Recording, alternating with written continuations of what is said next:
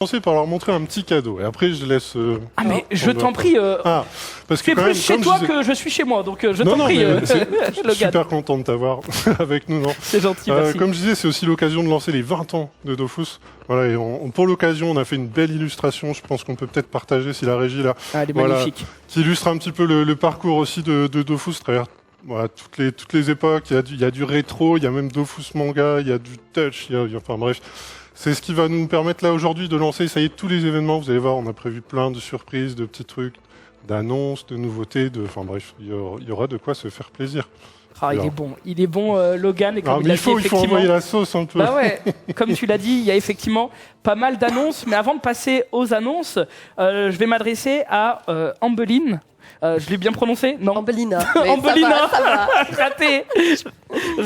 Tu es directrice produit donc du côté du launcher. Oui, mais surtout, avant de commencer et de faire ces annonces, je crois que tu avais un petit message pour la communauté internationale. Oui, tout à fait. Donc on va expliquer tout ça sur le launcher en français tout à l'heure. Mais tout d'abord, I'd like to invite our international community to join us here for a special NCAM Live at 6:30. UTC +1, just after the Cosmonaut, where we will show you lots of cool things that we have in store specifically for you. That'll be in English and subtitled in Spanish. Eh bien, merci beaucoup. Vous comprendrez facilement pourquoi je ne l'ai pas fait. Là, maintenant? Non, c'est bon? Non, mais franchement, Amber, elle le fait très très bien. Donc je lui laisse. Venez nombreux, voilà, je le dis, si vous voulez des infos sur le launcher et tout. Tout à fait. Venez. Et voilà, venez, ce sera dans quelques instants. Mais avant, et pour commencer, on va faire une première partie sur Dofus Touch. Un petit accent. Et ben on y est tout de suite. Je pensais qu'il y avait un petit jingle. Je me suis fait avoir. Mais bonjour messieurs. J'ai avec moi du coup Wise. Tu es responsable com pour Dofus Touch. C'est ça. Et il y a Yon aussi qui nous accompagne. Tu es lead game designer ou game developer? Game designer. Game designer sur Dofus Touch. Merci à vous messieurs d'être là avec moi. Aujourd'hui, on va faire un point un petit peu sur les annonces qui concernent Dofus Touch. Oui. Avant ça, je me permets de te couper. Vas-y, je t'en prie. Juste pour prévenir tous les joueurs qui sont là, on va vous dévoiler des trucs. On peut le dire, il y aura un avant et un après Cosmonaut. Je devais le dire. Pour Dofus Touch, il y a un avant et un après. Dans 10 minutes, tout aura changé. Eh ben écoute, on a hâte d'être dans 10 minutes du coup, donc on va commencer tout de suite. On voulait refaire un petit point sur la roadmap qui a déjà été dévoilée, mais histoire que tout le monde démarre du bon pied et toutes les bonnes infos, eh bien je vous laisse présenter du coup cette roadmap 2024. Donc effectivement, c'est la roadmap qu'on a dévoilée dans la missive il y a quelques semaines maintenant. Donc pour vous parler un petit peu de ce qu'on a dans les cartons, de ce qui est en bêta, puisque actuellement on a la bêta qui est lancée avec cette première mise à jour qu'on voit qui est la refonte d'Astrub, qui est la fin d'un gros chapitre pour Touch, puisque c'est la refonte du début de jeu, un chantier qu'on a entamé l'an dernier avec la suppression, en tout cas visuellement dans le jeu, de Incarnam pour le remplacer par Albuera. Et là, c'est la continuité, l'accueil dans Astrub, qui va terminer vraiment tout le parcours d'accueil du nouveau joueur dans ses 60-80 premiers niveaux. Donc ça a été vraiment un énorme travail pour nous. Et ce chapitre terminé, on va pouvoir se concentrer sur nos joueurs historiques. C'est un peu notre objectif cette année, c'est ceux qui nous accompagnent depuis maintenant le lancement du jeu il y a 8 ans. Il y a 8 ans déjà? Et ouais, cela nous rajeunit pas, hein. C'est clair que le temps passe vite. Donc voilà, pour cette année, ça va être beaucoup de contenu pour les très hauts niveaux, avec en juin la première grosse milestone, qui sera la refonte de Grob pour terminer l'arc narratif de Pandala. Et puis en fin d'année, du très très lourd, mais qu'on dévoilera en temps voulu. Ouais, on rappelle rapidement vraiment pour les personnes, Dofus Touch, c'est pas un portage de Dofus sur mobile, c'est vraiment un jeu dédié avec des nouvelles zones, avec un gameplay différent. C'est ça. Globalement, il y a 8 ans, on avait un jeu très similaire, mais nous, on a évolué vers un jeu mobile, pas pleinement. Donc, par exemple, on peut jouer qu'à 4 maximum, alors que sur Dofus PC, c'est encore 8. Il marche mieux avec le mobile. Voilà, totalement. Il y a plein de choses qui ont été changées dans ce sens-là. Et je crois qu'il y a d'autres changements qui vont arriver, Wise. Ouais. C'est quoi un peu les nouveautés sur Dofus Touch pour 2024? Alors, comme évoqué du côté de Yon, donc le début du jeu a été revu depuis quelques années maintenant, ça fait déjà 2 ans qu'il y a eu Albora et tout, on est arrivé actuellement à une étape où on est content de l'arrivée des nouveaux joueurs sur le jeu. Ils vivent vraiment une expérience qu'on considère plaisante. Et donc on s'est dit que pour cette année, on allait juste lancer des nouveaux serveurs. Il y a des nouveaux serveurs pour Dofus Touch. Ah bah, avec nous quand même. Alors, on va continuer quand même. Reste avec nous. Il y a quelques trucs à dire. Des nouveaux serveurs qui symbolisent presque un relancement du jeu quelque part. Exactement. C'est ça pour le coup, donc nous côté équipe Dofus Touch, on le voit vraiment comme un relancement du jeu. On le voit avec ce magnifique visuel là qui est partagé, qui sera le nouveau visuel qui représente un peu Dofus Touch. Dans les prochains mois, jusqu'à l'arrivée justement de ces nouveaux serveurs, on va avoir beaucoup de vidéos qui vont sortir, beaucoup de visuels, beaucoup de com. Enfin, le but, ça va être de faire monter la hype à fond, en fait. On va même peut-être avoir une nouvelle icône de jeu. Oui, vraiment un renouveau de ce côté-là, avec plusieurs objectifs très ambitieux pour le jeu, en fait, tout simplement. Et est-ce que ça a un rapport avec le fait que vous avez peut-être le sentiment d'avoir amené Dofus Touch là où vous en aviez envie, et que du coup, c'est peut-être le moment justement pour faire un renouveau, quoi. C'est ça, et puis c'est la meilleure mise à l'épreuve de notre travail, en fait, de repartir sur de zéro pour tout le monde, de voir comment l'économie évolue, comment aujourd'hui des nouvelles personnes qui découvrent le jeu, en fait, vont évoluer dans un univers en même temps que des gens qui connaissent, et de revivre en fait tous les instants forts d'un serveur. Et ça, on va y revenir dans quelques instants. Donc il s'agit pas d'un serveur temporis. Non, c'est vraiment des nouveaux serveurs. Et ça démarre quand ?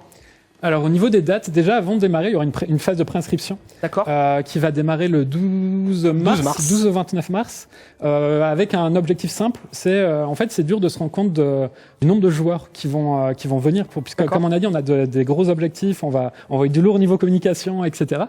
Et donc, vous êtes content, ça fait plaisir. Ah ouais, de ouf. Ça fait plaisir. Non, mais c'est un truc qui trahit pas, en fait. C'est ça. Donc, toute cette nuit, j'étais hyper en mode demain. Et là, donc oui, pour revenir aux préinscriptions, donc il y aura 3 serveurs à la base. Donc francophone, hispanophone, anglophone. Ok. On en lance un sur les préinscriptions. Et selon l'ampleur du projet, selon la demande, faut pas s'étonner à voir arriver un français 1, enfin FR1, FR2, FR3. On va pas encore dévoiler les noms des serveurs. Donc c'est pour ça que je parle de FR, de EN, de ES. Et donc c'est pour ça. Au début, vous allez en voir qu'un sur la phase des préinscriptions, donc qui commence dans un mois quand même. Et ça peut évoluer dans le temps. Et pour la date, justement, t'en parlais, les nouveaux serveurs commenceront le 3 avril. Donc on est bientôt, en fait. C'est très bientôt. Très bientôt. C'est très bientôt, effectivement. Donc, date du serveur, 3 avril. Préinscription, on a donné les dates ? Oui, 12 mars au 29 mars. On fera un live le jour du lancement pour parler avec les joueurs de tout ça et lancer les préinscriptions avec eux, en fait. Et est-ce qu'il y aura une particularité sur ces serveurs ? On a dit que c'est pas des serveurs temporaires, donc pas les temporis avec les modifications de gameplay et tout ça, mais est-ce qu'il y a des spécificités ? Est-ce que c'est des serveurs monocompte, multicompte ? Qu'est-ce que tu peux me dire ? Pour revenir sur le monocompte, parce que c'est une question qu'on nous a souvent posée, actuellement, c'est pas vraiment faisable pour une raison assez simple qui est en fait, vu que c'est un jeu mobile, c'est assez facile de contourner le système. Genre, si tu veux faire du multicompte, tu prends 2 téléphones, tu as 2 IP, vu que c'est 2 4G différents. Enfin, j'ai pas tous les détails techniques, mais... Tu peux être en 4G, il y a beaucoup de moyens de contourner. Ouais. Et le fait de pas pouvoir être 100% fiable sur les restrictions, on préfère ne pas en mettre et que tout le monde... Ouais. En fait, qu'il n'y ait pas une différence entre ceux qui arrivent à contourner et ceux qui n'arrivent pas à contourner. Donc autant tout ouvrir à tout le monde et que tout le monde vive une expérience... Si vous mettez une restriction, mais qu'il y a des gens qui peuvent tricher, c'est pas équitable. Alors si vous mettez pas de restriction, effectivement. Exactement. Et de toute façon, le jeu a été. Enfin, l'objectif c'est pas d'avoir un serveur monocompte, c'est vraiment d'avoir un serveur avec tous les changements qu'on a pu faire ces dernières années. Mais il y aura quand même des spécificités. Oui. Donc j'en parlais un petit peu tout à l'heure. L'objectif c'est de revivre l'ouverture d'un serveur, qui est déjà un temps fort. Ouais. Mais c'est un sacré temps fort. Ouais. Les gens qui ne jouent pas au MMO ne savent pas à quel point c'est hypant cette course, qui va être le premier, etc., qui va prendre le contrôle du business, quelle sera la première team à faire tel ou tel donjon, les premières guildes, enfin tout. Ouais, c'est une effervescence de dingue. Et en fait, on a voulu faire que ça dure dans le temps. Et donc en fait, on va ouvrir certains contenus au fil du temps après le lancement des serveurs, et donc on va pouvoir revivre comme à l'époque les lancements de Free-Ghost 1 puis Free-Ghost 2, Free-Ghost 3 et d'autres contenus un petit peu du jeu avec à chaque fois cet engouement et cette c'était trop fou, le premier Royal Moot, le premier compte à rebours. Ok, donc tout le jeu sera pas disponible entre guillemets tout de suite, ce sera un petit peu capé avec une ouverture progressive. Quoi. Une bonne partie, on sait que FreeGhost va ouvrir dans le temps. On n'a pas les dates exactes, mais peut-être 1 ou 2 semaines après le lancement pour FreeGhost 1, puis 2, puis 3. Le but, si on arrive, je m'engage pas, mais c'est de le vivre avec les joueurs, parce que nous, de toute façon, on va aussi défoncer le jeu. C'est pour ça qu'il est si content, en fait. Il a juste envie de jouer. Plus que 2 mois. Et donc, l'idée, c'est peut-être, si on arrive à faire des lives, l'ouverture de FreeGhost 1 avec tout le monde, en fait, ça serait incroyable. Voilà, c'est des trucs que toi, tu te rappelles en tant que joueur et que tu as envie d'offrir de nouveau à la communauté sur ce lancement de serveur. Ça peut se comprendre. On parlait un peu de course. Est-ce qu'il y aura un petit quelque chose pour justement les gens qui seront les premiers peut-être ? Alors il y aura deux types de courses, on appelle ça les exploits. Un premier exploit qui sera les courses classiques que les joueurs peuvent imaginer, par exemple le premier niveau 200 qui aura peut-être sûrement une récompense. On reviendra plus tard sur les exploits à débloquer sur ce rush serveur, mais il y a aussi un deuxième type d'exploit qui sera sur les 2 premiers mois de jeu, pour donner la possibilité à tout le monde d'y participer. J'ai pu les expérimenter, de toute façon ils n'ont pas fini d'être définis, mais voilà, si vous jouez pendant les 2 premiers mois et que vous atteignez ces objectifs, vous aurez les récompenses. Ce qui est intéressant pour les nouveaux joueurs qui arrivent, qui connaissent pas le jeu, qui peuvent pas rivaliser avec les anciens joueurs. C'est des objectifs un peu plus modestes, qui sont plus calibrés pour convenir à tout type de joueurs, pour avoir vraiment 2 compétitions et que chacun y trouve son compte. En fait. Une course un peu peut-être élite et une course un peu plus ouverte. C'est complètement ça. Et pour finir, puisque c'est un point très important pour rassurer les joueurs, on est en train de travailler actuellement sur un système pour fusionner les serveurs. D'accord. On estime qu'on pourra le terminer vers septembre. Ce qui fait qu'en fait, donc on va lancer plusieurs nouveaux serveurs, on ne sait pas à quel point ils seront... on essaiera de jauger de la meilleure manière, mais on a prévu de les fusionner entre eux, si possible, en septembre. Donc les francophones entre eux, hispanophones entre eux, etc. Pas de mix de langues dans les fusions de serveurs. Niveau langue, non. Et avec les serveurs historiques, donc Oshimo, etc., qui sont déjà les serveurs actuels, non plus. On ne va pas mixer les nouveaux serveurs avec les anciens. Par contre, ça laisse ouvert... Pourquoi ? Il y a une question d'économie, C'est exactement ça, en fait. L'ancienneté, les quantités de stock, etc. Puis même l'expérience des joueurs qui sera différente, puisque le but, c'est quand même d'avoir des nouveaux joueurs. Donc c'est toujours plus agréable de ne pas se retrouver du jour au lendemain de top ladder à dernier du ladder en Coliseum ou peu importe. Par contre, ça ouvre la discussion, quand cet outil sera créé, peut-être, de fusionner les serveurs francophones déjà existants entre eux. Par exemple, Oshimo, Cogita, Air de Grise, etc. pourraient, les serveurs historiques ensemble. Voilà, exactement. Pourraient être fusionnés aussi entre eux. Donc ça à rediscuter, mais c'est une possibilité. Donc voilà, les grosses nouveautés. On n'a pas beaucoup de temps, je pourrais en parler des heures, donc je vais... Exactement. Mais tu fais bien de le préciser, la Crossmonote, tout doit rentrer dans 2 heures. L'idée, c'est d'avoir un condensé de toutes les annonces pour que vous puissiez vous y retrouver au mieux. Et c'est pour ça que on peut pas s'étendre sur les sujets, mais vous allez voir que suivant les jeux et les licences, il y a d'autres lives qui vont être prévu pour pouvoir s'étendre un peu plus sur tel ou tel sujet. Donc ne vous inquiétez pas. Ce qu'il faut retenir pour Dofus Touch, donc la roadmap, on en a déjà parlé, mais annonce de nouveaux serveurs pour le 3 avril. Merci messieurs. Merci à toi et bonne continuation sur ce live. Bon courage. Eh bien merci. On va pouvoir nous enchaîner avec Waven.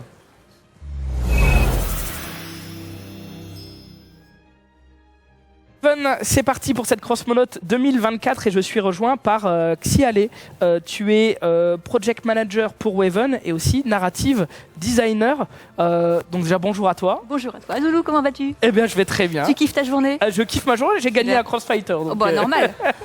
Donc je suis content. Xiale, on va revenir un petit peu avec toi sur justement cette roadmap 2024 pour Waven. Vous en avez déjà parlé au mois de janvier. L'idée, c'est de refaire un retour sur tout ce qui a été annoncé et peut-être d'éclairer certains sujets. Yes, effectivement. Donc, on a publié, comme tous les jeux d'ailleurs, la roadmap de l'année au mois de janvier. Alors, le mois de janvier, c'était il n'y a pas si longtemps. Donc, sans surprise, il n'y a pas de changement. Voilà, on est toujours dans cette optique de proposer tout ce qu'on a annoncé. En sachant que... C'est déjà bien. Oui, c'est déjà pas mal. C'est vrai qu'on aurait déjà pu rayer certains trucs. Mais non, on l'a pas fait. On a séparé quand même les infos en plusieurs morceaux, avec le principal, parce que c'est celui qui est le plus sécure, c'est celui sur lequel on travaille et que donc ça va arriver prochainement, dans les prochains mois, c'est ce qui est en production. Donc on a tout ce qui va être relatif au mode saisonnier, aux prochaines saisons, les nouveaux héros, le mode histoire qu'on est en train de travailler, et puis évidemment on parlera brièvement de la version mobile accompagnée de la sortie du jeu. Et puis par la suite, dans un second temps d'année, donc plus tard, voire de façon encore non vraiment de façon indéterminée plutôt, et ben on aura d'autres features qui arriveront. Voilà, on pourra peut-être en reparler après la première séquence qui est elle très carrée, très sécure. D'accord. Tu veux commencer par quel point du coup, Xiale ? Bah écoute, on peut commencer par ce qui arrive en premier, à savoir C'est un bon début. La prochaine saison. Pour ceux qui connaissent pas trop Waven, on a un système de Battle Pass en fait qui dure 28 jours et à chaque fois on propose un combat très spécifique pendant cette saison. Et chaque saison est rattachée à une grande thématique et en général, au plus possible, on essaie de la rendre très transmédia. Et donc, on l'a annoncé en tout début de Crossmonaut, je pense que ça n'aura échappé à personne. On va aujourd'hui, 9 février, c'est un peu le grand jour pour Ankama Animation et Ankama Transmédia, vu qu'on diffuse Wakfu saison 4. Exactement. Et ça, c'est trop bien. Mais donc, du coup, nous, côté Waven, qu'est-ce qu'on a fait ? On s'est dit, on va utiliser la thématique de Wakfu saison 4. Donc la prochaine saison, c'est le 13 février, donc c'est dans pas longtemps, c'est mardi prochain. Ah oui, ça commence très rapidement là. Ah ouais, c'est... On perd pas de temps du côté de Waven. Non, on avance. Et du coup, pour cette prochaine saison, on proposera comme antagoniste de ce combat de portail, Locus. Locus qui est un personnage très méconnu, voire peut-être même jamais présenté en lore à travers nos univers. Je ne suis pas certaine, mais je ne pense pas. Mais et qui donc, apparaîtra, on imagine, dans Wakfu saison 4. Dans Wakfu saison 4. Tout à fait. Mais du coup, je ne vais pas en parler plus que ça parce que je ne veux absolument pas spoil une seule seconde de la série. Donc voilà, il y a Locus qui arrivera, vous découvrirez ça en jeu, vous découvrirez ça sur vos écrans. Et en mars, par contre, on passera à un nouvel antagoniste qui, lui, est Ephraim et qui, par contre, pour ceux qui connaissent un petit peu plus le lore ou qui auraient joué à d'autres jeux bien anciens d'Ankama, Ephraim, lui, il est un peu connu puisque c'est le frère dragon, Eliatrope, d'une certaine personne. Voilà. Ok. Voilà en gros. Donc ça, ce sera l'antagoniste du mois de mars. Et puis en avril, on aura d'autres personnages dans les combats de portail, mais on aura surtout une nouvelle feature, ou en tout cas, plutôt qu'une feature, un nouveau concept qu'on souhaite proposer. Qu'on avait... J'y arrive. Ok, je t'en prie. Oh, tu es impatient. Je te sens impatient. Mais il y a tellement d'annonces aujourd'hui qu'effectivement... Mais vas-y, tu as le temps, t'inquiète pas. Non, j'ai pas trop le temps en fait. Le temps, il y a un compteur là et tu vois, il défile. Mais du coup, j'avance. Non, mais du coup, on avait annoncé en fin d'année un nouveau système qu'on appelait le serveur saisonnier, qui est en fait un mode saisonnier et qui devrait du coup arriver au mois d'avril. D'accord. C'est un peu comme un temporis pour les joueurs de Dofus ou... Alors, oui et non. Oui, parce que en soi, c'est un nouveau serveur sur lequel les joueurs vont pouvoir redémarrer de zéro leur aventure, nouveaux personnages, contenu à redébloquer, tout frais. D'accord. Mais par contre, on n'a pas de mécanique différente de jeu comme peut avoir un temporis. C'est le jeu. La différence, c'est que nous, on va proposer, en tout cas sur cette version-là, je ne dis pas que plus tard, il ne pourrait pas y avoir des mécaniques de jeu différentes aussi pour se différencier du serveur officiel. Mais en tout cas, pour le premier, on est surtout sur de l'avant-première, rattachée à la thématique du coup de Wakfu saison 4. D'accord. Donc ce qu'on proposera, c'est un nouveau contenu, une nouvelle zone à débloquer et à explorer. Et du coup, ce sera la zone du Nécromonde, comme peut le mentionner le beau visuel que vous avez à l'écran. La zone du Nécromonde avec du coup un boss qui est très emblématique dans la saison 4 de Wakfu et qui du coup normalement devrait en faire vibrer plus d'un. Ok. Voilà. On continue un peu dans la thématique un peu transmédia du coup. On est complètement et toujours dans la thématique transmédia. Et autre donc information. Les serveurs saisonniers, ouais. Voilà, serveurs saisonniers. Autre information du coup qui arrivera là-dessus, c'est que en plus de cette nouvelle zone, on aura aussi et presque surtout 5 nouveaux héros à jouer. Ok, pas mal. Donc en fait, quand on voudra recommencer son expérience sur le serveur, c'est pas recommencer avec des choses qu'on connaît déjà. On pourra directement commencer avec de la nouveauté, avec les héros qu'on appelle les héros Paladir. Donc ce sera un nouveau héros par classe. Et là, vous voyez du coup à quoi pourrait ressembler le héros Yop Paladir. Très bien, ça donne une petite aperçu. Tout à fait. Voilà pour la prochaine saison, enfin la prochaine thématique et les 4 mois de saison relatifs à Wakfu saison 4. Ok. Voilà. Donc ça, c'est ce qui était en production. Oui, C'est ce qui est toujours en production Ce qui est d'ailleurs. toujours Parce que en pour le mois production. d'avril, on est au mois de février, ça va aller très vite et on essaie de tout bien caler. Ok. Et du coup, on a d'autres choses au niveau de cette roadmap, j'imagine. Bien sûr.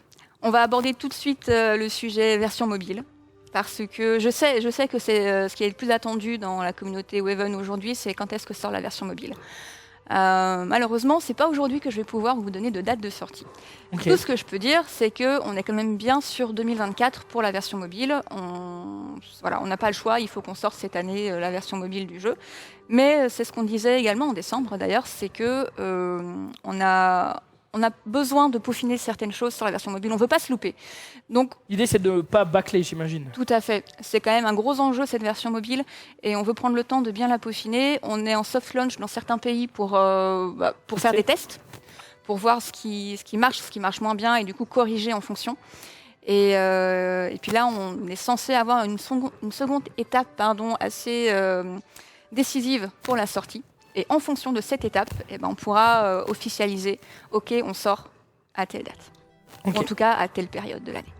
Ok. Et D'accord. par contre, du coup, il y a Mais quand même l'objectif, quelques... c'est bien 2024, quoi. Oui, ça c'est bien 2024. Et du coup, il y a quelques screens quand même de la version mobile pour que les joueurs puissent voir un petit peu les interfaces, comment elles ont été travaillées et Oh. adaptées. Ouais, parce qu'encore une fois, l'idée d'un portage sur mobile, c'est pas juste on prend le jeu et puis on le code version mobile, Ah ça non, marche pas. c'est Il faut trop faire des facile. adaptations, il faut que ce soit ergonomique. Mais par contre, l'avantage d'une version Waven mobile, c'est qu'on parle bien d'un jeu cross-save. Tout à fait. C'est commencer sa partie sur PC si on veut, devoir prendre le métro et du coup recontinuer sur son mobile, puis arriver je ne sais où et reprendre sur PC si on veut. D'accord. Donc ça c'est vraiment l'objectif. La plus-value d'une version mobile, quoi. Tout à fait.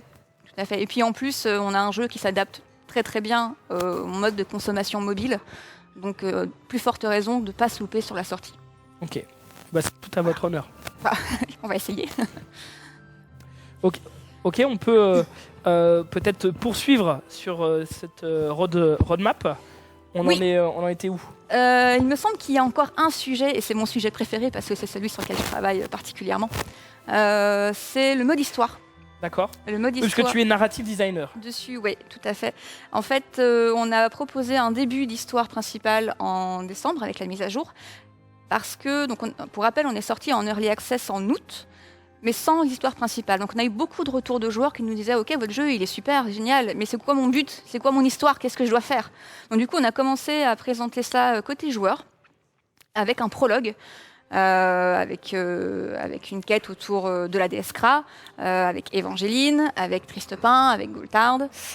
Et là, on est en train de travailler du coup sur le chapitre 1, qui va poursuivre la mission confiée à Évangéline. Je suis désolée pour ceux qui n'ont pas fait le mode histoire et qui du coup vont spoiler. avoir un spoil, voilà. Mais la mission d'Évangéline délivrée par Kra, c'est de sauver les dieux. Ok. Voilà, c'est une petite Juste mission ça. de rien du tout. La mission du lundi matin, t'arrives au boulot, Voilà. faut sauver les dieux, bon, flemme, mais vas-y, Facile. j'y vais, quoi. Facile. Donc voilà, on est en train de travailler là-dessus, sur ce prochain chapitre. Donc on retrouvera évidemment Évangéline, puisque c'est elle qui va conduire la trame principale de manière générale. Mais on jouera avec d'autres personnages que Tristepin et Goulthard. Et puis on aura un dieu à aider, à sauver, à voir un petit peu ce qui va se passer avec lui. Très bien. Et ben ça, c'est donc pour le fameux mode histoire. C'est pour bientôt, et c'est pour le mode histoire. Voilà. C'est pour le mode histoire, d'autres choses? D'autres choses, eh bien peut-être pouvons-nous revenir sur la sur la roadmap, s'il vous roadmap, plaît. voilà, parce qu'on peut aborder effectivement certains points qu'on n'a pas timés dans le temps, du coup, forcément, D'accord. mais sur lesquels on a quand même besoin et envie de rassurer les joueurs, parce que typiquement, il y a le système de guilde. Le système de guilde, il n'était pas prévu à la base sur 2024, mais c'est quelque chose qui est énormément demandé par nos joueurs. Ils ont ce besoin d'avoir une communauté dans le jeu, de pouvoir se rassembler sous une même bannière et de former un groupe, en fait. Vous d'avoir une identité. Ouais, exactement. Une appartenance à un groupe. Donc du coup, le système de guilde, on l'a pris et on l'a mis dans le planning 2024. Il n'est pas, par contre, planifié. On ne sait pas quand ce sera cet été, en fin d'année, on n'en sait rien. Juste Mais vous y pensez. C'est le principe de mettre ça dans la case en réflexion. ouais, exactement. C'est même Oui, alors en l'occurrence, on a même avancé un petit peu les choses puisqu'on a réfléchi un petit peu à ce que ça pourrait être. On a des idées, ce qui pourrait se faire facilement et dans le temps imparti. Parce que mine de rien, si on veut faire un super truc de guilde, bon, c'est un gros morceau quand même. C'est pour ça d'ailleurs qu'on n'avait pas positionné en 2024 à la base. D'accord. Mais on peut faire une première version qui soit un peu light, mais qui soit quand même sympa. Et à ce sujet, d'ailleurs, nous avons deux amis, dont un qui était à ma place tout à l'heure, il me semble, ou juste à côté, je ne sais plus. Donc on a Cocomen et Nozada, qui avaient plein d'idées sur le sujet aussi. Et ça, ouais. Voilà. Et donc du coup, on en a discuté. Et puis à partir de là, on a commencé un peu à voir ce qu'on pouvait faire. Donc il y a des choses qui sont possibles, et des choses qui sont réfléchies et je ne vais pas dire entérinées parce qu'on n'en est pas là, mais en tout cas, on avance sur le sujet. Donc ça, c'est cool. C'est une bonne nouvelle, je pense, pour les joueurs qui attendent ce mode-là. Ok. Et puis, donc en réflexion, il y a les guildes, le mode asynchrone aussi. Oui, le mode asynchrone, lui, par contre, c'est vrai que on l'a mis en réflexion. C'est quoi exactement le mode asynchrone ? Le mode asynchrone, pour ceux qui ne connaissent pas, c'est un mode qui a vu plusieurs versions déjà depuis les alphas. Mais en gros, c'est un mode de jeu dans le jeu qui permet aux joueurs de s'affronter. De s'affronter, oui bien sûr, mais de s'affronter, comment dire, tu vas équiper ton personnage, et ton personnage va défendre ton île à ta place quand tu n'es pas là. Donc du coup, quand toi tu vas aller affronter, ou en tout cas agresser une île, tu vas te confronter à ce que le joueur a paramétré. Mais c'est toujours contre une IA. D'accord. Et du coup, il y avait plein de chouettes choses dans l'idée, des trucs intéressants, mais il y avait toujours cette problématique de le joueur est toujours plus fort que l'IA. Donc ce mode de jeu-là, on l'a mis un petit peu de côté en se disant il faut qu'on réfléchisse à un truc plus sympa. Okay. Et c'est pour ça qu'il est toujours en réflexion. Peut-être qu'il n'arrivera pas en 2024, peut-être qu'il arrivera en 2025. Mais en tout cas, on veut y réfléchir cette année sur ce mode asynchrone. Et notamment, on pourrait profiter de ce mode-là pour revaloriser aussi du contenu qui aujourd'hui n'est pas bien exploité, comme par exemple les bateaux. Les bateaux, aujourd'hui, tu vois, c'est juste de la custom. C'est super, il y a des super bateaux qui sont là, mais ils te servent à rien. Là, les joueurs ne peuvent pas, et ça les intéresse pas parce que ça sert à rien. Et donc, c'est revaloriser un peu ce côté bateau. C'est ça. En fait, une des pistes qui peut être intéressante, c'est de se dire, ok, le mode asynchrone, c'est plutôt que paramétrer ton personnage, c'est tu paramètres ton bateau. Tu lui mets un équipage, tu l'envoies en expédition, et pendant qu'il est en mer, il peut se passer plein de choses, et donc de la bataille navale possiblement, en asynchrone. Ok. Voilà. Donc c'est des pistes. C'est des pistes. J'ai noté niveau prestige aussi. Oui, niveau de prestige. Ça c'est comment dire. Ah. C'est plus pour permettre aux joueurs d'avoir toujours plus d'objectifs à atteindre. Nous, on a un niveau max qui est capé à 50. Et on a des joueurs qui se disent ok, mais je fais quoi après? Et puis on a aussi des joueurs qui nous disent ah, c'est dommage, mon personnage il ressemble à tous ceux qui ont le même look que moi. Et donc le niveau de prestige pourrait nous permettre de proposer aux joueurs plus en plus de custom en le faisant progresser au-delà du niveau 50, mais du coup le récompenser de façon visuelle, pas en termes de puissance. Le niveau de prestige, c'est vraiment... en fait, c'est un peu comme les niveaux Oméga, je crois, dans Dofus. Oui. C'est-à-dire, c'est une fois que tu as fini le jeu, tu peux encore continuer à progresser. Oui, c'est ça le niveau de prestige. En fait, c'est ça. C'est permettre aux joueurs de toujours avoir des objectifs à remplir, de gagner en récompense. Alors, il se passe des choses autour de moi. On est sur un changement de micro, je crois. Vous ne le voyez pas, mais il se passe plein de choses et c'est perturbant. Alors, je sais pas si tu veux changer l'émetteur ou le récepteur. Bon, du coup, je vais broder pendant qu'ils changent leur micro. Niveau de prestige, voilà, c'est ça. On peut aussi parler des titres et des ornements.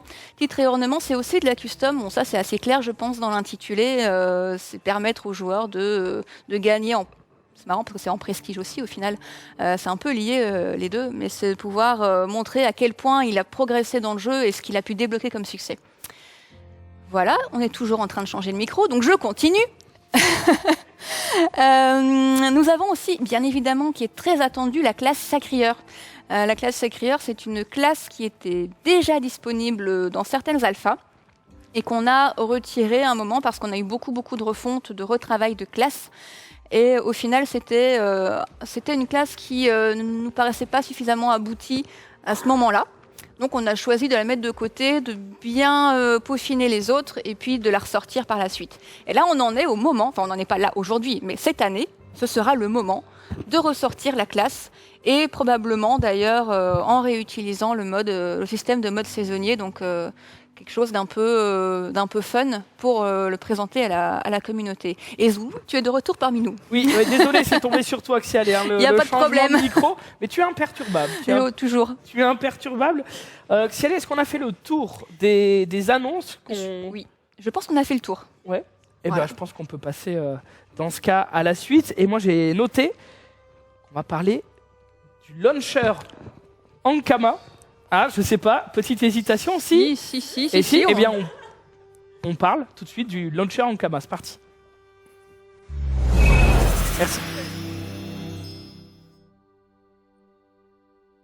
Monote qui décidément est un petit peu mouvementé, mais bon, en même temps, les jours d'annonce, quand le planning est chargé, eh bien voilà, c'est aussi ce qui se crée.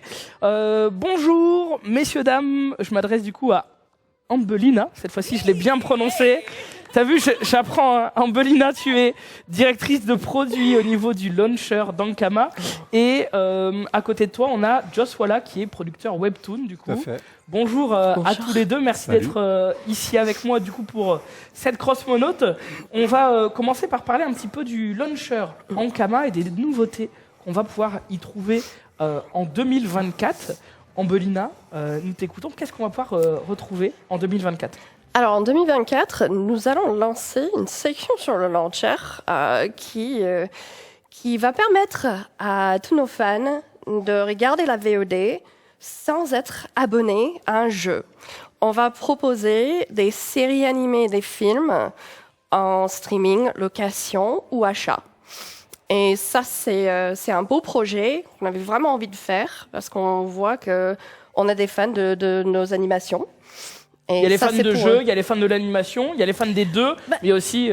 Oui, certainement, il y a des fans des deux, mais si à un moment donné, quelqu'un n'est pas abonné, mais il a envie de revoir sa série, mais il n'a pas le temps de jouer ou autre, il peut quand même louer et regarder sa série préférée ou regarder toutes les séries des saisons précédentes en amont d'une sortie ou quelque chose comme ça. Et puis, donc ce sera possible avec des abonnements, du coup.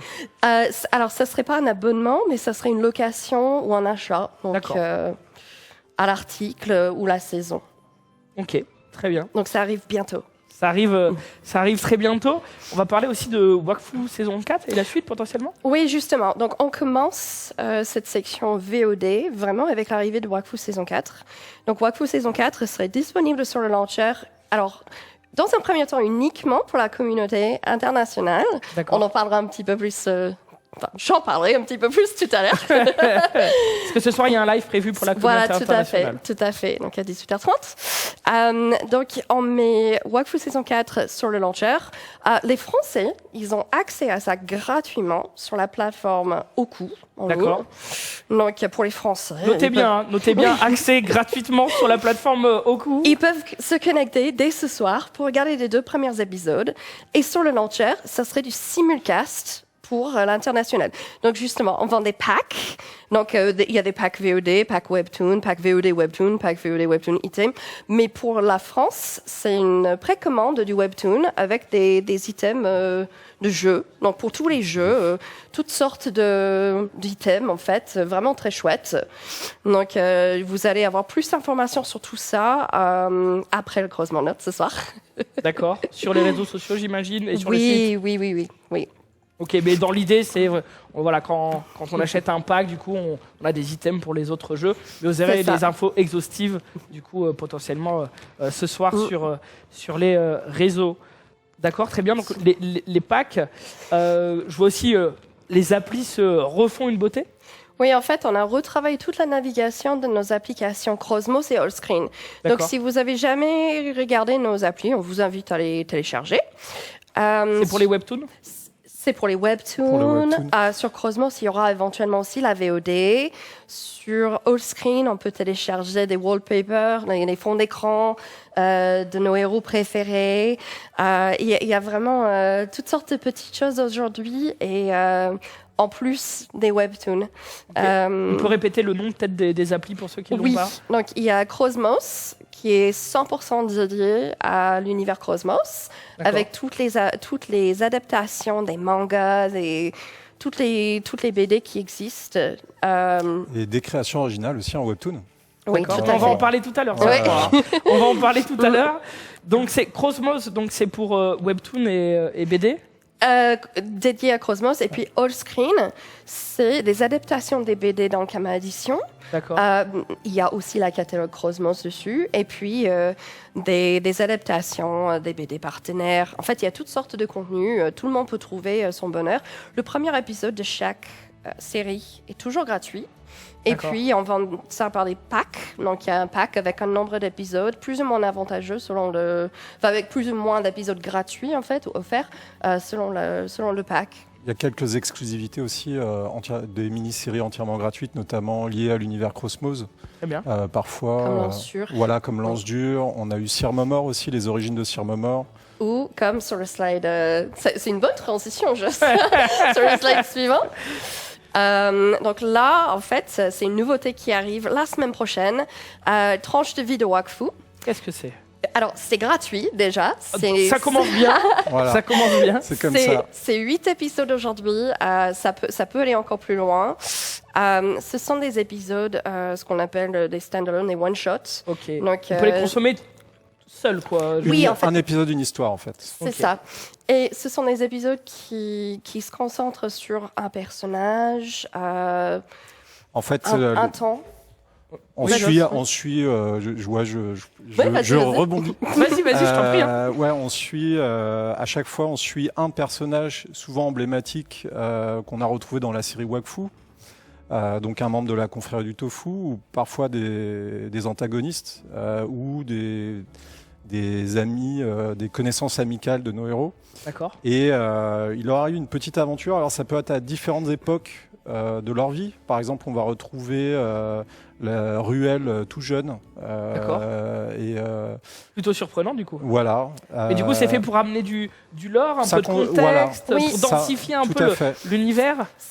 C'est pas en lien avec Wakfu saison 4. D'accord. C'est un compagnon en fait. Ça donne. C'est un petit bonbon, quoi. C'est vraiment. c'est ça. C'est ça. C'est un petit cadeau. Voilà. Bah, c'est bien, on aime bien les cadeaux. Et oui. Donc ça arrive la semaine prochaine en français, anglais, espagnol et D'accord. portugais. Et ce sera disponible sur les différentes applis qu'on a citées avant. Ça serait disponible sur Cosmos, oui. Et sur Et Allscreen le aussi. launcher et Ouais. Allscreen, oui. Ça serait disponible sur toutes nos plateformes. Partout. Voilà. Bon bah super. Et puis, le grande nouveauté, donc, qui sera en précommande à partir de ce soir, c'est la suite de Wakfu saison 4 en manga, adaptée en webtoon. D'accord. Qui va être Parce que incroyable. Donc Wakfu, la grande vague, c'est un manga, mais c'est aussi un webtoon.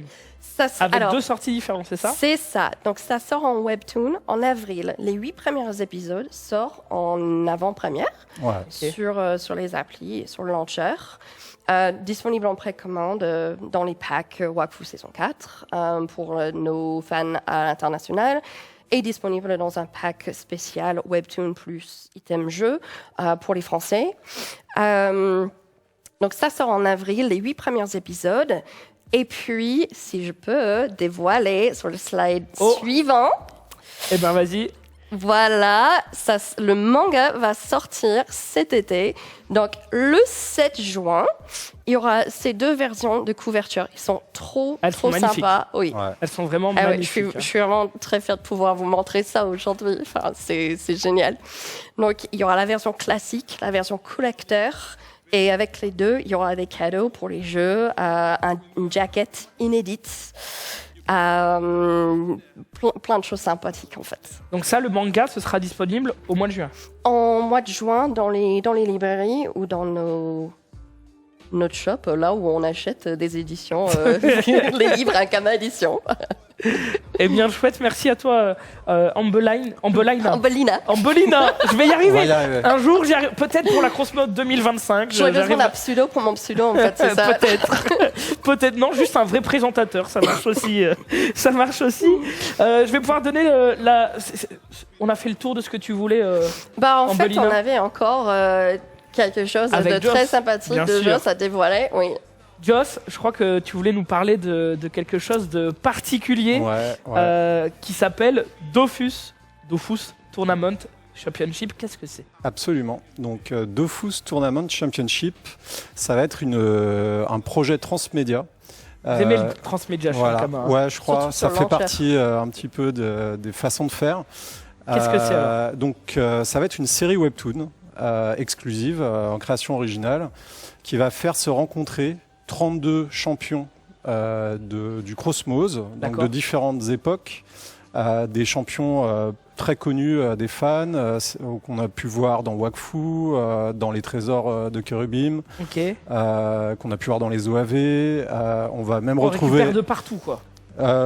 essentiellement dans les médias qui ont déjà eu D'accord. des histoires. Et on va même retrouver Artie, qui est le héros du manga Dofus.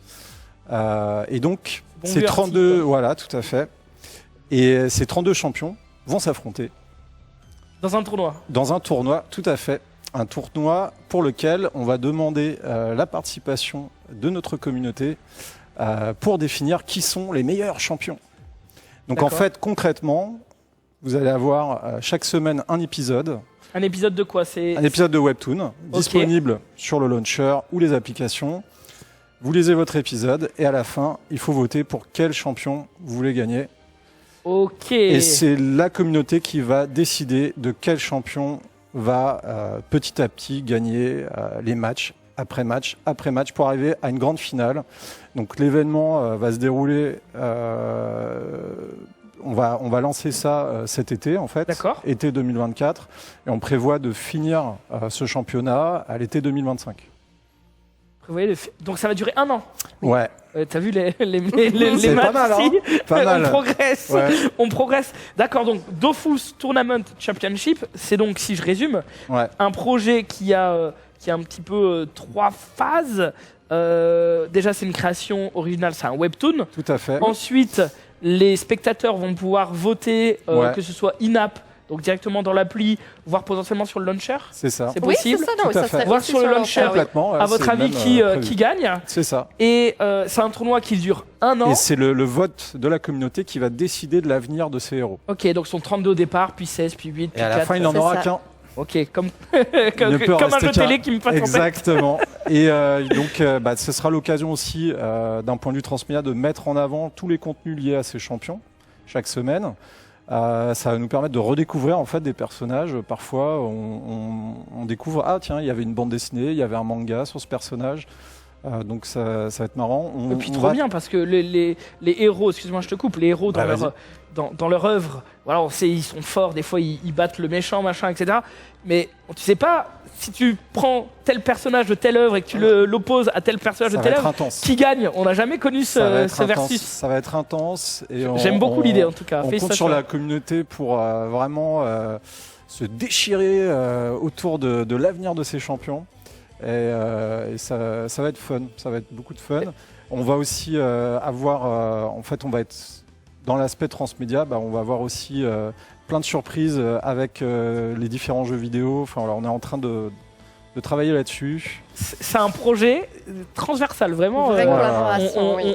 On coche beaucoup de cases et tout, j'aime C'est beaucoup ça. On sait que c'est dans l'ADN d'Ankama de faire du transmédia, mais là on y est via plein d'aspects, j'aime beaucoup.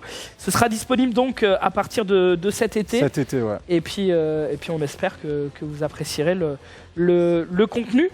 On a fait le tour de ce qu'il y a à trouver en 2024 sur le launcher Ankama. Moi, je pense Au niveau webtoon, c'est déjà il y a du contenu, hein, c'est déjà pas mal. On C'est va déjà pas que s'embêter. Hein. Que je collerais, je dirais que c'est une série qui serait gratuite. La Et oui, participation, mais oui, c'est quand la même lecture sympa. de ces épisodes, c'est une série gratuite. La série sera gratuite. Et ben c'est incroyable. C'est Voilà. un cadeau pour la communauté. C'était la cerise sur le gâteau Tout à fait. que j'attendais. Excellente intervention.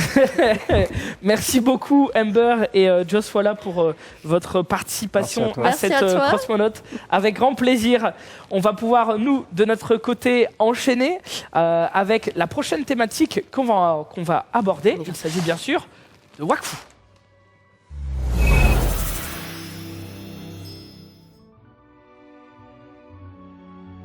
contenu avec la partie réservée à Wakfu et je suis accompagné de Siu. Siu, tu es producteur et lead game designer sur Wakfu et avec nous on a JR, toi tu es game designer sur Wakfu. Bienvenue messieurs. Bonjour Merci, tout le monde, salut la team. Bonjour à toi. Salut la team, effectivement, merci. On va du coup parler un petit peu de ce qui va se passer sur Wakfu en 2024 carrément. Et je peux vous dire, je regarde ma fiche. Il se passe des choses. Il s'est déjà passé des choses l'an passé sur Wakfu, etc. Ça a pas mal bougé. Mais apparemment, cette année encore, et avant de revenir sur les annonces en fraîche, eh bien, on va revenir rapidement sur la roadmap 2024 qui a déjà été dévoilée, mais histoire que tout le monde parte avec le même niveau d'information. Siu, JR, qui veut commencer sur cette roadmap ? C'est une roadmap qu'on a publiée il y a quelques semaines déjà, afin d'annoncer à notre communauté ce sur quoi on travaillait pour cette année. Et on a été très contents parce qu'on a eu des retours plutôt enthousiastes. Par ailleurs, dans les points en production, il y avait la fusion des serveurs monocomptes. On l'a réalisé la semaine dernière et ça s'est très bien passé. Ouais, ça bosse ici. Ça bosse ici. On a une roadmap 2024. On vient de passer le mois de février. On a des coche ambitions. Déjà. Même la refonte de la classe Sadida est disponible en bêta depuis 1 ou 2 semaines. 3 semaines plutôt. Ah ouais, le temps passe vite. Le temps passe vite. C'est déjà les 20 ans de Dofus. Ça va effectivement très très vite. Donc, fusion des serveurs monocomptes, c'est fait. Refonte des classes Sadida aussi. On en est où pour le reste ? Pour le reste, on va vous en parler un petit peu en détail dans cette cross-monote.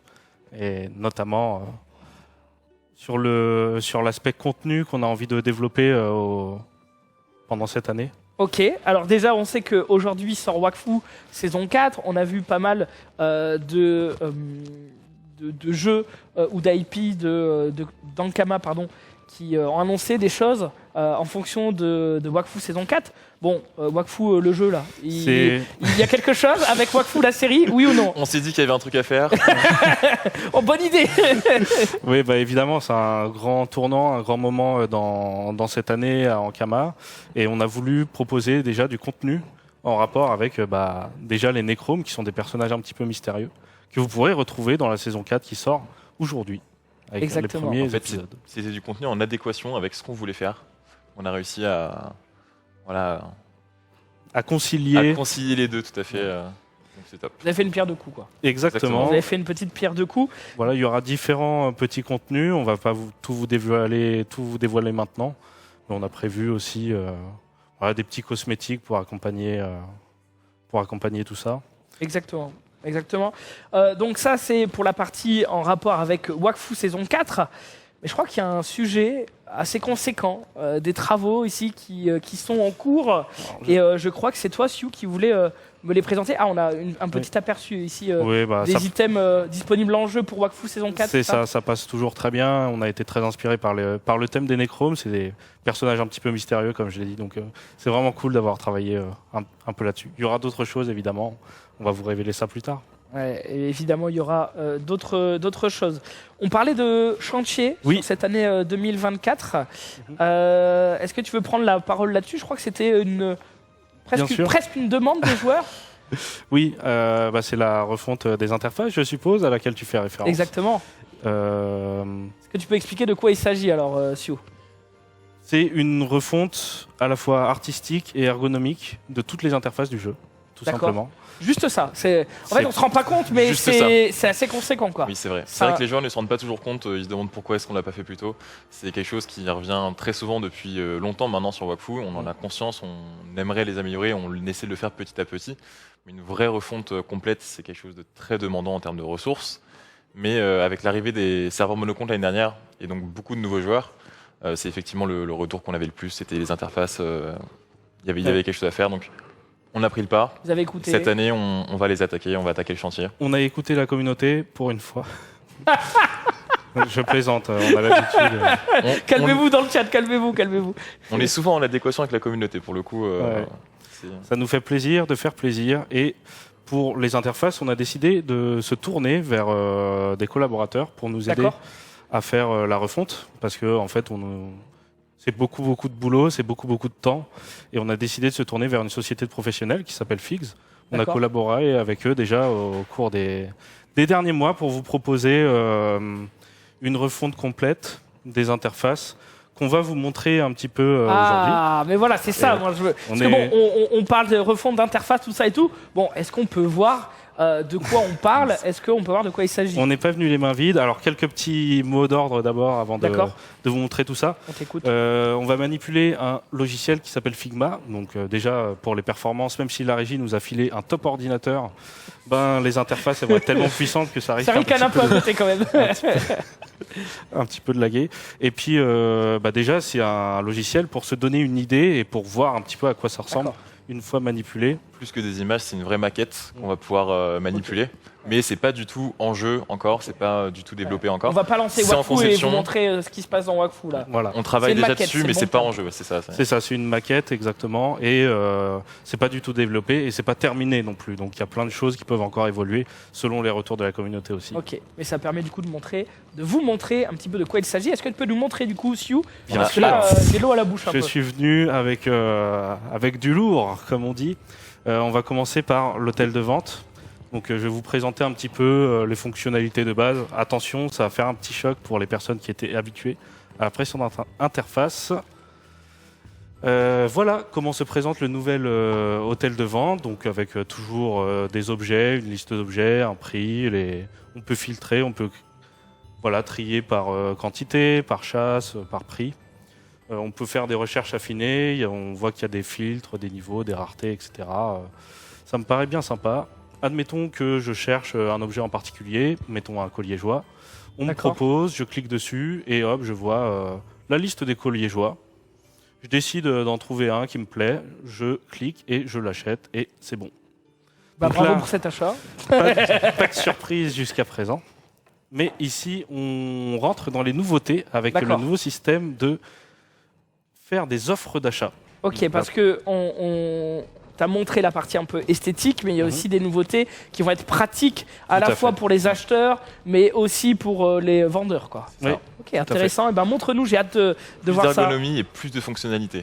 D'accord. C'est un petit peu perturbant au début à prendre en main parce que c'est vraiment un très gros changement.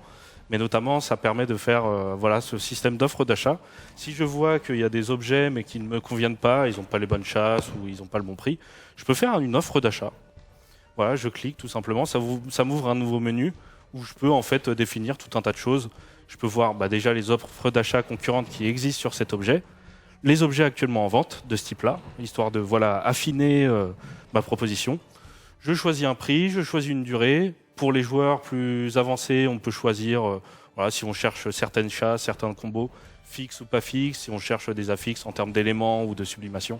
C'est un petit peu compliqué, mais ça permet vraiment d'affiner à fond ce qu'on cherche, quoi. Ok, voilà. Donc c'est vraiment un outil supplémentaire pour la communauté, vraiment pour faire ses courses. Ça va vraiment redynamiser finalement l'hôtel de vente, le commerce, pour tous les joueurs, parce qu'une offre d'achat avec si tu cherches quelque chose d'un peu niche, d'un peu de rare, etc., tu vas vraiment pouvoir mettre ton offre, ça va pouvoir motiver d'autres personnes à se dire ah bah tiens, un mec qui cherche ça, ça a l'air intéressant, je vais y aller, je vais faire un contenu qui est pas trop fait. Et on pense que c'est vraiment une bonne chose pour tout le monde. C'est surtout intéressant à l'inverse. Effectivement, je n'ai rien à faire, je me promène sur l'hôtel des ventes. Tiens, je vois qu'il y a 4 ou 5 personnes qui recherchent cet item ou cette ressource, peu importe. Bon bah vas-y, je vais aller jouer et je vais aller farmer cette zone et me faire des camas. C'est ça, on peut consulter toutes les offres d'achat ici dans un onglet séparé.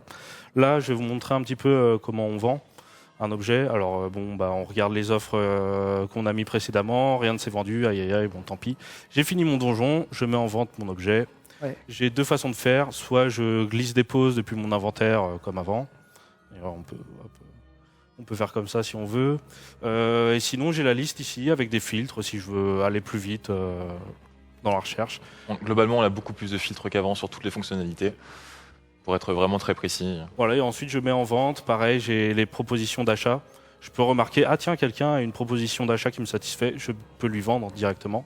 Et je peux aussi voir les prix qu'ont mis la concurrence. Ok, et écoute, moi je trouve ça trop stylé, c'est pas juste un skin graphique, vous avez été chercher au-delà de tout ça, je trouve ça vraiment intéressant. Et je vois aussi le sourire sur vos visages, j'ai l'impression que vous êtes content de pouvoir nous présenter ça. Je vais vous présenter 2-3 autres petites choses. Je t'en prie, vas-y. Très excité effectivement de présenter bien tout sûr. ça. JR le disait, on a vraiment rajouté des filtres, notamment pour les joueurs avancés. Alors ça a l'air d'un petit peu de pas trop charger. Ouais, on rappelle, c'est une maquette, c'est pas dans le jeu, c'est vraiment un site qui est là pour émuler le travail en cours, quoi. Le chantier. Parce que c'est un chantier. C'est ça. C'est un gros chantier. Ah voilà, par exemple, dans les filtres avancés, on peut chercher tous les objets qui possèdent plus ou moins de 25 PV, plus ou moins de maîtrise, plus ou moins d'esquive, etc. On peut aussi imaginer qu'on peut chercher des sublimations, par exemple, etc. Bah, c'est cool. Top. C'est vraiment. C'est chouette. C'est vraiment top. Je montre vite fait 2 dernières pièces d'interface. Je t'en prie, vas-y. Ce live t'appartient, d'accord ? Bon, je vais rester là toute la soirée. Alors, je viens de changer d'avis. On a trop de choses à montrer. La fenêtre des héros, on a aussi vu que la communauté avait du mal parfois à appréhender le système de modulation, de création de build. On va vous montrer vite fait à quoi ça ressemble maintenant pour créer un build en modulation. Voilà, en fait, ça se présente comme ça. On aura une seule page héros avec équipement, sort, aptitude. Et ça ira plutôt vite. Il y a la liste des builds sur la gauche. On peut très bien changer comme on veut. Et voilà, étendre un petit peu, voir le détail des builds, créer des nouveaux builds. Ça devrait être beaucoup plus rapide. D'accord. Plus d'ergonomie et plus joli. Ouais. C'est un peu ça. Oui, bien sûr, c'est extrêmement bien fait. Enfin, je trouve, à mon avis, personnellement, il y a des petits détails, un peu de finesse graphique, etc. Même si c'est au goût du jour quand même, une inspiration vachement, comme on voit dans d'autres jeux, flat design, etc. C'est quand même un peu travaillé. On aime beaucoup ces propositions. Et l'idée, c'est que tout passe par une interface. Qui rassemble tout, qui met tout en ordre, plutôt que plusieurs fenêtres comme ça actuellement où c'est vraiment compliqué, on s'y perd très rapidement. Et au niveau des mods, du coup ? Oui, bonne question. Alors, on sait qu'il y a beaucoup de membres de notre communauté qui ont fait des mods graphiques pour le jeu actuellement. On les en remercie, ils sont tous fantastiques, ils sont tous géniaux. On joue pour beaucoup d'entre nous dans l'équipe avec des mods. On va essayer de réfléchir quand même à comment on va faire pour la transition. Mais de toute façon, ce sera une transition très longue, puisque on va faire étape par étape, interface pour interface. On va commencer par l'hôtel de vente qui sera dans une mise à jour ultérieure. Ce sera la première chose qu'on mettra en jeu, ce sera le nouvel hôtel de vente. Il n'y aura que ça. Et puis petit à petit, il y aura d'autres interfaces qui évolueront. Bon, écoutez messieurs, je jette un petit œil sur le chat et je les vois plutôt satisfaits. Donc voilà, je suis assez content pour vous. La refonte d'interface, c'était pas le seul chantier de 2024. Tout à fait. Qu'est-ce qu'il y a d'autre à venir sur Wakfu pour cette saison, pour 2024 ? Alors, le chantier d'interface, ça va être effectivement un chantier un peu fil rouge, même qu'on va continuer l'année prochaine, peut-être dans 2 ans. Voilà, donc étape par étape. Du coup, on va quand même continuer à rajouter du contenu en jeu, à revoir certaines choses qui existent déjà. Et on a notamment une nouvelle extension de fin d'année, comme à notre habitude. On va avoir quelques images à montrer pour teaser. Les joueurs pourront peut-être essayer de deviner. Je pense qu'ils auront tous leurs théories. Mais voir un petit peu quelles sont les inspirations. On a plusieurs images. C'est les ambiances sur lesquelles travaille Benka, notre level designer, qu'on salue bien fort. Et ce sont des ambiances très variées. Donc je pense que ça va être compliqué pour les joueurs de deviner vraiment de quoi il s'agit. Et ça va être une extension assez particulière à plusieurs niveaux, mémorable à plusieurs niveaux, comme l'a dit Su sur la news qui en parlait. Vous aurez l'occasion de découvrir tout ça en fin d'année, mais voilà, on a beaucoup d'ambition pour cette extension. Excuse-moi, je t'en prie. On va tester pas mal de choses. Et si c'est des choses qui fonctionnent, on va peut-être pouvoir les amener sur le reste du jeu dans le futur. Donc, c'est confirmé, nouvelle extension pour Wakfu en fin d'année. Il me semble qu'il y avait aussi une petite volonté peut-être de faire un petit état des lieux sur le jeu. Est-ce que tu peux nous en dire plus, JR ? C'est ça. Alors, il va y avoir cette extension en fin d'année, mais on va travailler cette année, donc dès le milieu d'année, sur le contenu existant. En fait, il y a une demande de la communauté forte à faire des améliorations sur les braises dimensionnelles, notamment. Il y a des joueurs qui adorent ça, mais qui pensent qu'il y a trop de récompenses, les joueurs qui n'aiment pas le système. C'est difficile de concilier toutes les demandes. Et du coup, on n'a pas envie de faire des modifications rapidement. Des modifications pansement, c'est ça qui ne satisferont ni les joueurs ni nous. Donc on préfère faire un vrai état des lieux des différents contenus PVM sur le jeu parce qu'il commence à y en avoir pas mal, à avoir pas mal de systèmes différents. On va essayer de faire un travail global pour rendre le tout cohérent et faire en sorte que tout le monde s'y retrouve sans que les différents systèmes soient vraiment en concurrence.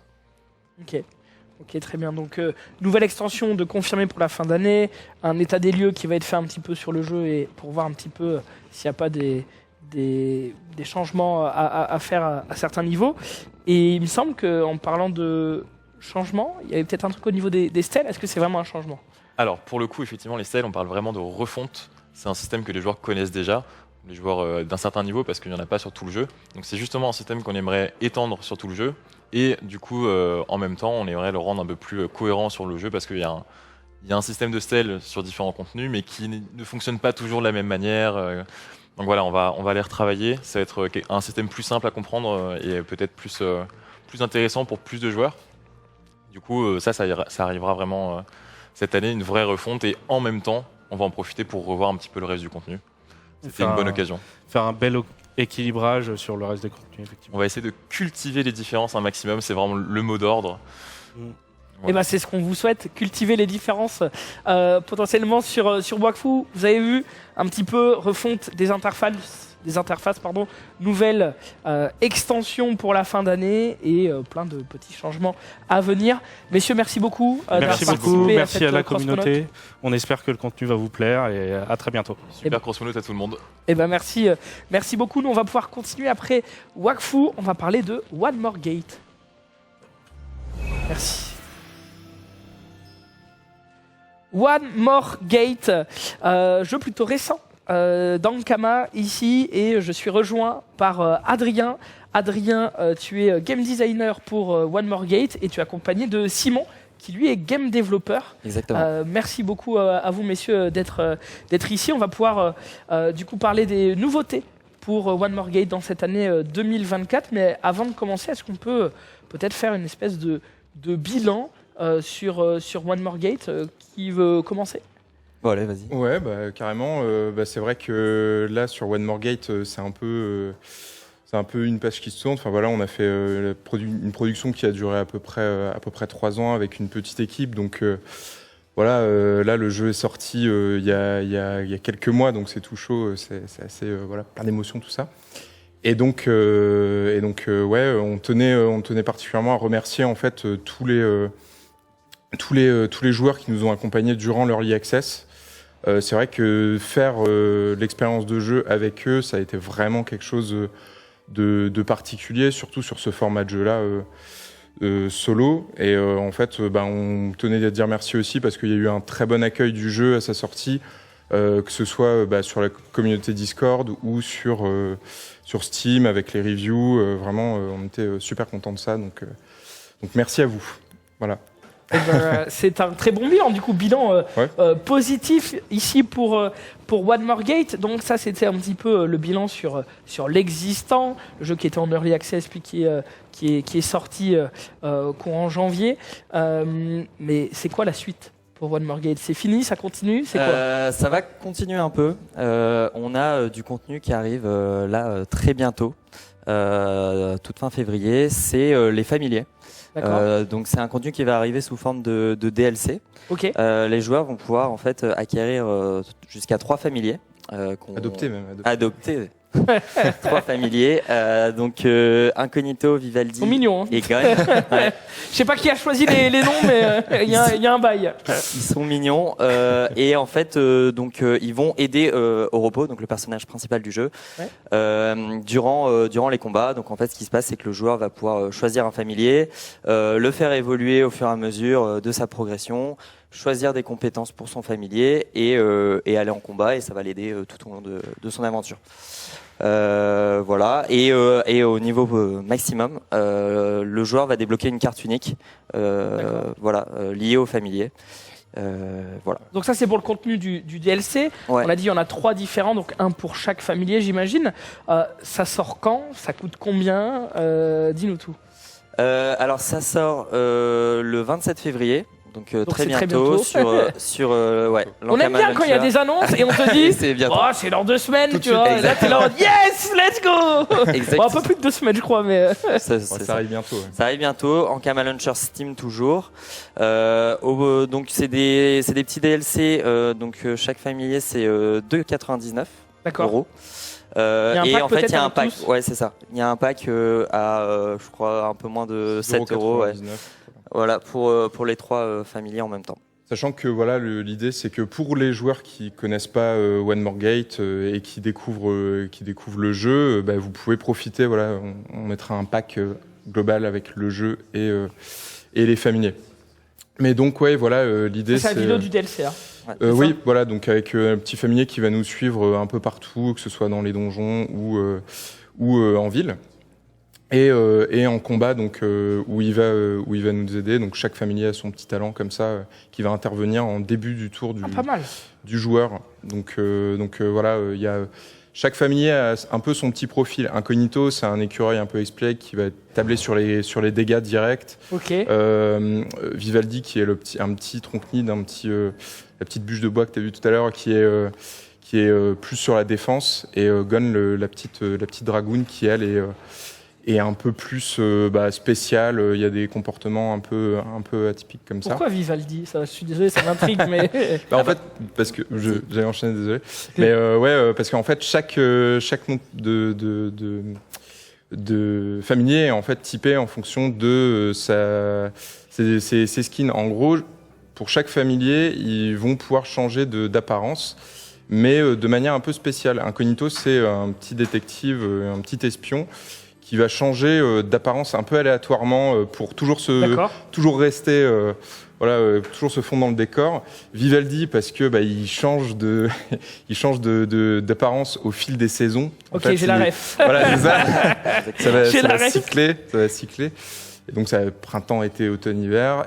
Voilà. Et Gon qui va changer d'apparence en fonction de son environnement, parce que c'est une petite dragoune caméléon. Voilà, qui va s'adapter. Les skills changent des stats sur les... Non, ils changent un peu, ils changent automatiquement, mais les stats restent les mêmes. Après, les stats, elles augmentent au fur et à mesure de notre affinité qu'on va avoir avec notre familier, qu'on va développer au fur et à mesure de l'aventure. Voilà. Donc, One More Gate pour 2024, on a 3 DLC. Est-ce qu'on a encore d'autres annonces pour One More Gate? C'est bien ça. Ça m'intéresse. On a enfin la version Switch de One More Gate qui arrive donc là bientôt aussi. C'est au printemps. On donne pas de date exacte encore, voilà. Mais ça va arriver. Donc c'est une version Complete Edition. Donc c'est-à-dire que en fait il y a à la fois le jeu de base et les 3 familiers qu'on vient de